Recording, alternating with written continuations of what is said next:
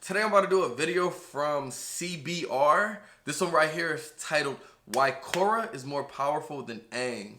Y'all requested it. Bro, we gotta hop into this bitch.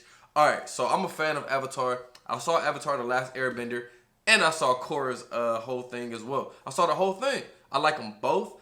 I'm not gonna lie, I did like the season with Aang a little bit better, but Korra was a fucking beast, bro. Korra was a beast. Me personally, I like Korra more than Aang. She had more fire. She had more just grit. You know, Aang was all, I mean, he was a monk, you know what I'm saying? So he was all about that peace. Nothing was wrong with that. I really like that about Aang, you know what I'm saying? He seemed to be like a very enlightened individual, but Korra was just fucking beastie, nigga. Anyway, so we're gonna see what they're saying. I'm ready to hop on into this. As you can see, I'm low-key already excited. I am a fucking nerd. But yeah, man, before we hop into it, make sure y'all go listen to my music. I'm a rock star. You already know that shit fire. Let's hop on into it, though.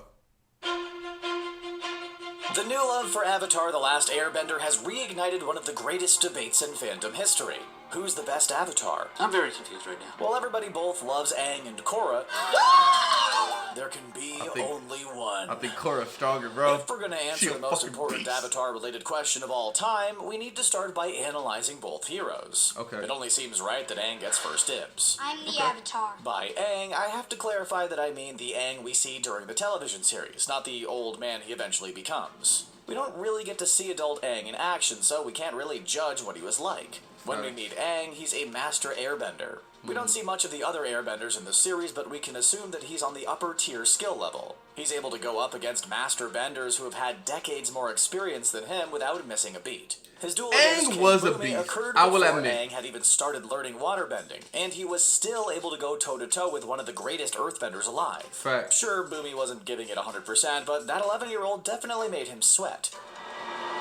I forgot Aang was only 11? This is important to single out because this shows just how brilliant of a warrior Aang was. Exactly. I was about to say, Aang was actually really smart too. Like the way his strategies when he was fighting, he was pretty smart with a lot of them. Before he even approached his true power. Despite the fact that he was an immature child, he possessed battle awareness and creative bending skills that rivaled the best warriors of his age. See? Then he started learning to bend the other elements. While most avatars had years to master these skills, Aang had months. Sozin's comet was on its way, and Aang had to cram in as much bending training he could before his final exam against the Fire Lord. There was definitely a lot of procrastination on his part, but that didn't matter, because he put a serious hurt on Ozai. You know that's gotta be just so embarrassing, right? Imagine going from about to conquer the world to defeated by a child in one afternoon. 11-year-old. He'd been hyped for his comet's superpowers his entire life, only to mess it up right at the end. The kid even took his bending away as if he needed more shame. Yeah. If you ever think you've had a bad day, trust me, it's nothing compared to what Ozai went through. Facts. Toph, Katara, Master Pakku, Zuko, and a few random tutors all had quite a time. Did you guys like Zuko? I really like Zuko. I like Zuko's whole story throughout this whole, not first season, but throughout the whole thing of this Avatar, you know? It showed his whole transformation of how he just wanted his father's approval and how he was evil, but then he got completely broken down and then he had to come back to the light side. That shit was fire. I really like Zuko's transformation. His immaturity and short attention span proved to be quite the roadblock for each new element he tried to master. Most of his problems came from the different philosophies the other nations possessed. The air nomads seemed to live a pretty carefree life of fun and peace. This made it hard for him to study under a sexist, no-nonsense instructor like Pakku. Luckily, Katara water-slapped some sense into the old guy, so things got a bit easier for Aang. He didn't get so lucky when it came to training with Toph.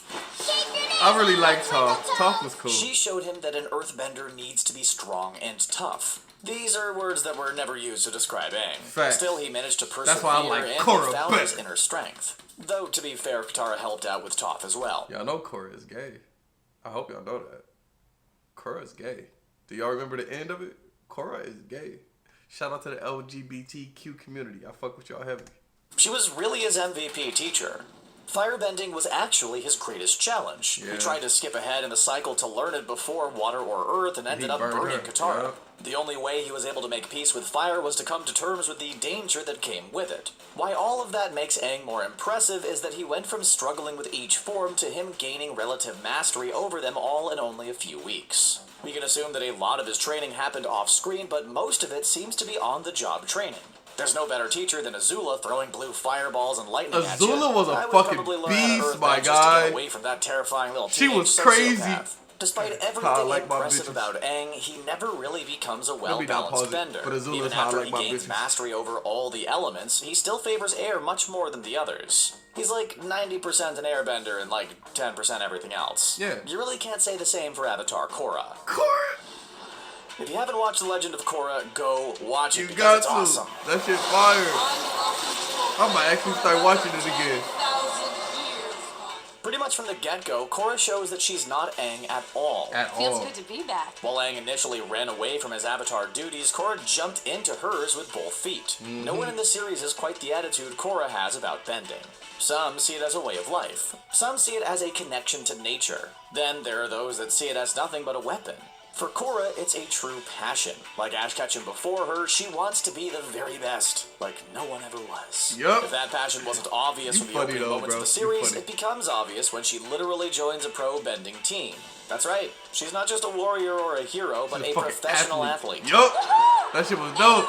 Pro bending might just be the coolest thing in the Avatar universe. Yeah, that shit was like fire. Quidditch, but better. We all love Magic Broom Soccer, but pro bending doesn't have a golden snitch that just ruins the game. Unfortunately, Korra has to cut her career short. You see, Ozai and Azula may have been terrifying villains, but they have nothing on Korra's bad guys. The socio-political conflicts that Korra had to contend with are also much more I gotta watch this complicated again. than what I've only seen The Legend of Korra once. I've seen Aang at least 3 times. I swear. So I remember way more about Aang than Korra. I saw The Legend of Korra like 2 years ago, and I only saw it once. So I don't remember everything. I gotta watch it again. Aang mostly just had to stop the Fire Nation from trying to take over the world. You don't really have to ponder over whether or not you're doing the right thing when your enemy wants to attack the frickin' spirit of the moon.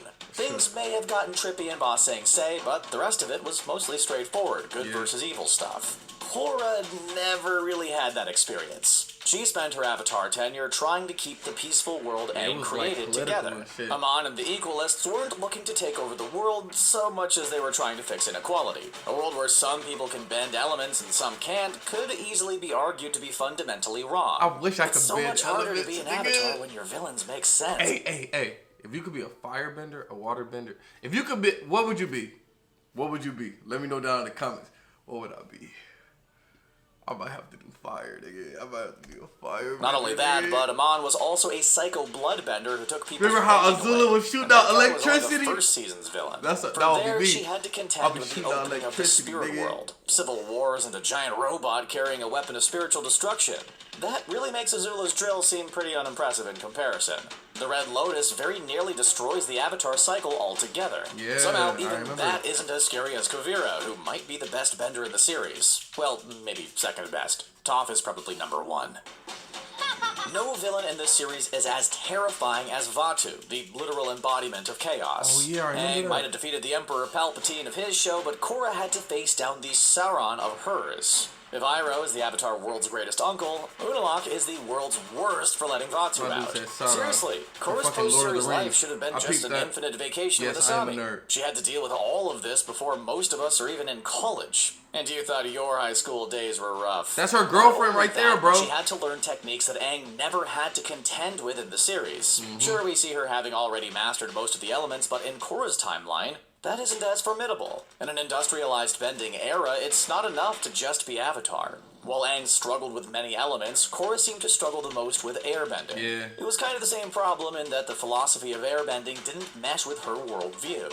Korra's a fiercely competitive person, so a carefree, peaceful mindset is just not her thing. Yup. In fact, it wasn't until she had most of her powers taken away that she began to get the hang of air. It's kind of funny that she used airbending to throw punches at Amon. The air nomads would never have done that. From there, her job only got harder, though. In the second season, the world is beset upon by dark spirits that Korra has to contend with. This is only the start of the constant threats that continue to plague the world in her time. The show really puts her through the ringer as she gets cut off from bending, cut off from her past lives, and even gets briefly wheelchair-bound. Yeah, None of that matters, though, as she always pulls through. Korra masters techniques like metal bending, energy bending, and even becomes a giant titan in her fight against Vaatu. That alone might be enough to win this. So, which one of these two avatar forces of nature are the best? Well, let's go over our facts and calculate the results. Alright. You guys go ahead. Aang managed to master 3 elements in under a year at the age of 11.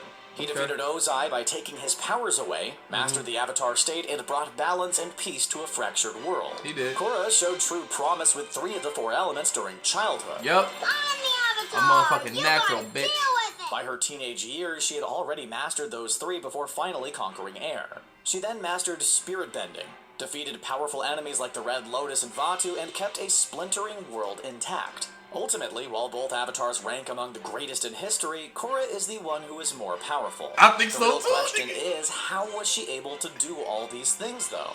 Well, that's simple. It's because of Aang that she was able to become arguably the most powerful avatar of all time. During the Avatar The Last Airbender timeline, there were perhaps more innovations in the bending world than any other in history. We saw things like plant bending, blood bending, metal bending, and more. Aang learned techniques like lightning redirection and energy bending that weren't exactly taught by the Master Pakus of the world. All of these advancements led to the highly industrialized and spiritually challenging world that Korra lived in. They managed to go from basically medieval China on the verge of industrialization to 1920s New York in a generation. Aang, Toph, and the gang started quite the renaissance. I didn't even think about it like that. Acquired and perfected led to both the challenges and victories that Korra lived through. Did you see that? Aang taking away Ozai's powers led to others like Amon and the Equalists doing the same. Yep. Korra then was able to learn how to restore not only her bending, but the bending abilities of everyone attacked by the group. This in no way is a slight against Aang or takes away from all the amazing things Korra was able to do. If anything, it's the entire point of the Avatar cycle. Avatars reincarnate so that they can learn and grow along with the world. Aang spends his entire series making up for the mistakes Avatar Roku made with Fire Lord Sozin. In a similar way, Avatar Kyoshi had to be the toughest avatar of all time, just to make up for how lame Kuruk was. Seriously, the guy only made it to 33 and lost his fiancée to the frickin' face stealer. No wonder Kyoshi had no chill whatsoever. Hey everybody, Avatar Kyoshi here. Ultimately, Avatar Aang and Avatar Korra don't live on in a state of competition, but a state of harmony that other avatars didn't with their previous lives. Their failures and successes aren't proof that either is truly better, but that the two are the ultimate avatar pair. The better world that Aang strived to create mixed with Korra's raw passion and determination made her grow beyond what any other avatar was able to achieve. I don't know about you, but I don't think that Aang would want it any other way. In the same way, all Avatar fans should live in harmony as well. Whether or not you think Aang or Korra is better, we can all come together and agree that both series are true works of art. And that the movie is really bad. It's just so bad. I didn't want to see it because I heard it was so bad. Horrible. You said it. So, First off, shout out to the homie that made this video. Great video, bro. You put together a great fucking video. You are a huge nerd, and I appreciate it. Let's talk about it, y'all. I personally think Korra is stronger as well. He put out the facts. Based on the facts, everything that she had to overcome, I mean, it doesn't take away, like you said, it doesn't take away the things that Aang had to overcome. Of course not. But, I don't know, Korra, she just built differently. She built differently. She built for it tough. You know what I'm saying? She was tough in that bitch. That's why I fuck with her. But it was a great video. I'm saying Korra's stronger. I agree with the homie. Y'all let me know what y'all think down in the comments. Yeah. See y'all next time. Peace.